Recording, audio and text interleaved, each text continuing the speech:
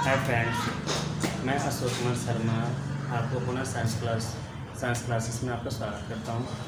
आपके इस वीडियो में आप हम बताएंगे कि जो रासायनिक समीकरण होते हैं उसको किस प्रकार से संतुलित करते हैं। इसमें छोटे से छोटी और बड़ी से बड़ी रासायनिक समीकरणों को हम संतुलित कर सकते हैं। अगर यानी कि वीडियो आपको पसंद आता है तो आप इसको यानी कि शेयर कीजिए, सब्सक्राइब कीजिए और लाइक कीजिए। ठीक है, तो हम लोग यानी कि वीडियो स्टार्ट करते हैं। जैसे सपोज डैट हम लोग छोटे छोटे रिएक्शन से पहले शुरू करते हैं। जैसे यानी कि जो आपका हाइड्रोजन है, ठीक है, इसको ऑक्सीजन के साथ क्रिया कराते हैं, ये बन जाता है आपका H2O। देखो, जो यानी कि रासायनिक समीकरण होती है उसको यानी कि हम खाका रासायनिक समीकरण कहते हैं, स्केलेटल कहते हैं। और इस स्केलेटल यानी कि केमिकल रिएक्शन को बैलेंस करने के लिए आप ये देख लेते हैं कि यानी कि इसके रिएक्टेंट मतलब अभिकारकों की परमाणुओं की संख्या कितनी है और प्रोडक्ट में परमाणुओं की संख्या कितनी है। और इसको बैलेंस करने के लिए हम करते क्या हैं कि जितने आपके रिएक्टेंट होते हैं, अभिकारक के परमाणु होते हैं, उतने ही क्या करते हैं, उत्पाद के परमाणुओं को बराबर कर देते हैं। जिससे यहाँ देख लीजिए, ऑक्सीजन जो है 2 है और यहाँ पे कितना है, 1 है। तो रासायनिक समीकरण को बैलेंस करते समय हम क्या करते हैं, प्रोडक्ट में अगर 2 से गुणा कर दें तो आपका क्या हो जाएगा, ऑक्सीजन बैलेंस हो जाएगा। तो इस प्रकार से आपका हो जाएगा H2 + O2 = 2H2O। तो फ्रेंड्स यानी कि यहाँ पे हाइड्रोजन अब देख लीजिए, हाइड्रोजन कितना हो गया, 2 दूनी 4 हो गए। और इधर यानी कि हाइड्रोजन आपका कितना हो गया, 2 हो गया। तो इसको संतुलित करने के लिए हम हाइड्रोजन में अगर 2 से गुणा कर दें तो रासायनिक समीकरण आपकी क्या हो जाएगी, बैलेंस हो जाएगी। तो इसमें अगर 2 से गुणा कर दिए तो जो प्राप्त हमारी रासायनिक समीकरण है, ठीक है, यह यानी कि पूर्णतः क्या है, संतुलित है। मतलब जितने रिएक्टेंट हैं उतने आपके प्रोडक्ट बन गए। दूसरे समीकरण को देखते हैं। देखिए, ये तो आपकी पहली रासायनिक समीकरण हो गई। दूसरे देखते हैं, जैसे आपका कैल्शियम है, इसको यानी कि जल के साथ क्रिया करा दीजिए। तो जल के साथ क्रिया कराने के पश्चात ये बन जाता है। तो फ्रेंड्स, हम आपको बता देते हैं कि जो सोडियम धातु होता है, अगर इसको सल्फ्यूरिक अम्ल के साथ क्रिया कराते हैं तो ये सोडियम सल्फेट बनाता है और यहाँ से हाइड्रोजन गैस रिप्लेस होती है। अब देखिए, यहाँ पर इसको बैलेंस करने का क्या तरीका होता है। यहाँ पर इनकी सोडियम आपके कितने हैं, 1 है और यहाँ पे 2 है। यहाँ पे हाइड्रोजन 2 निकल रहा है।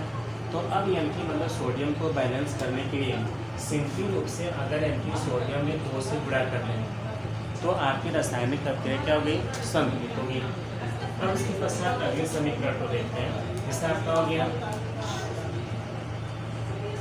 FeO है, इसकी क्रिया हम सल्फ्यूरिक अम्ल से कराते हैं। ठीक है, सल्फ्यूरिक अम्ल से कराने के पश्चात ये बन जाता है, फिर सल्फेट बनता है FeSO4 और प्लस यहाँ से क्या होता है, H2O निकल जाता है। देखिए फ्रेंड्स, यानी कि क्या ये रासायनिक समीकरण संतुलित है या नहीं है। तो इसलिए यानी कि रिएक्टेंट और प्रोडक्ट के सभी परमाणुओं को काउंट कर लेते हैं। इसमें देखिए, आयरन आपका 1 है, 1 इधर भी है, मतलब आयरन आपका बैलेंस हो गया। फिर आपका यहाँ पे ऑक्सीजन 1 है, 1 यहाँ पे भी है, यहाँ पे 2 हाइड्रोजन है, 2 हाइड्रोजन यहाँ पे भी है। मतलब ये रासायनिक समीकरण पूर्ण रूप से क्या है, संतुलित है। इसके पश्चात यानी कि अगले समीकरण को देखते हैं। ठीक है, जिससे आपका हो गया कैल्शियम हाइड्रोक्साइड है। ठीक है, इस कैल्शियम हाइड्रोक्साइड में हम क्या करते हैं, कार्बन डाइऑक्साइड गैस प्रोवाइड करते हैं। तो जब कार्बन डाइऑक्साइड गैस प्रोवाइड करेंगे तो ये आपका कैल्शियम कार्बोनेट बना लेगा। ठीक है, और प्लस यहाँ से क्या होगा, जल बाहर निकल जाएगा। और फ्रेंड्स, हम लोग को ये देखना है कि इसमें यदि जो कैल्शियम है, कैल्शियम की मात्रा 1 इधर भी है, 1 इधर भी है। यहाँ पर यदि आपके कितने, मतलब 1 कार्बन है और 2 ऑक्सीजन और 1 ऑक्सीजन यहाँ से ले लिया गया, 1 कार्बन कैल्शियम कार्बोनेट बना लिया। और यहाँ भी बच गया 2 हाइड्रोजन और 1 ऑक्सीजन, जो परस्पर आपस में जुड़कर क्या बना लिए, H2O का निर्माण कर लिए। मतलब ये भी रासायनिक समीकरण आपका पहले से ही क्या है, संतुलित है। इसके पश्चात हम देखते हैं, जैसे आपका जिंक है, जिंक एक धातु है और इस जिंक के साथ आप क्या कर लीजिए, नाइट्रिक अम्ल का क्रिया करा दीजिए HNO3 की। अब क्रिया कराने के पश्चात ये बन जाता है आपका ZnNO3 का होल ट्वाइस और यहाँ से क्या होती है, हाइड्रोजन गैस रिप्लेस हो जाती है। तो फ्रेंड्स यहाँ देखो, यानी कि पर्टिकुलर यहाँ पे जिंक एक है, जिंक यहाँ भी एक है, यहाँ पे नाइट्रेट आपका 2 हो रहा है और यहाँ पे नाइट्रेट 1 है। तो अगर नाइट्रेट में 2 से गुणा कर दें तो आपका नाइट्रेट बैलेंस हो गया। अब हाइड्रोजन यहाँ पे 2 हो गया और यहाँ पे भी क्या हो गया, 2 हो गया। मतलब एक ही रासायनिक समीकरण आपकी क्या हो गई, संतुलित हो गई। इसके पश्चात यानी कि अब दूसरे यानी कि समीकरण को लेके चलते हैं। जैसा आपका हो गया यहाँ पे सोडियम सल्फाइड है और सोडियम बाइकार्बोनेट है यानी HCO3 है। इसकी क्रिया क्या कीजिए, HCl से क्रिया करा दीजिए। HCl से क्रिया कराने के पश्चात फ्रेंड से बनता क्या है, तो देखिए ये बनता है आपका, ये बन जाता है आपका यानी Cl, मतलब सोडियम क्लोरीन से जुड़ जाता है। इसके पश्चात यानी कि यहाँ पे बच गया एक हाइड्रोजन ये और एक हाइड्रोजन ये, मतलब ये बन जाएगा आपका H2O।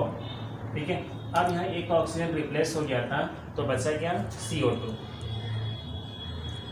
देखो फ्रेंड्स, यानी कि इसको ठीक से मिलाओ तो यहाँ पे आपका सोडियम है, ठीक है, एक है, एक इधर भी है, एक क्लोरीन इधर है तो एक इधर भी है, 2 हाइड्रोजन हो रहा है रिएक्टेंट में, 2 प्रोडक्ट में भी हो रहा है और कार्बन डाइऑक्साइड यहाँ बच रहा है जो लास्ट में लिख दिया गया। ठीक है, तो इस तरह से यानी कि किसी भी प्रकार के रासायनिक समीकरणों को हम क्या करते हैं, बैलेंस कर सकते हैं। अब कुछ यानी कि क्वेश्चंस आपको हम दे रहे हैं, ठीक है, इसको सॉल्व कीजिएगा और यानी कि सॉल्व करके कमेंट्स में बताइएगा क्या आप यानी कि समीकरणों को संतुलित कर पा रहे हैं या नहीं।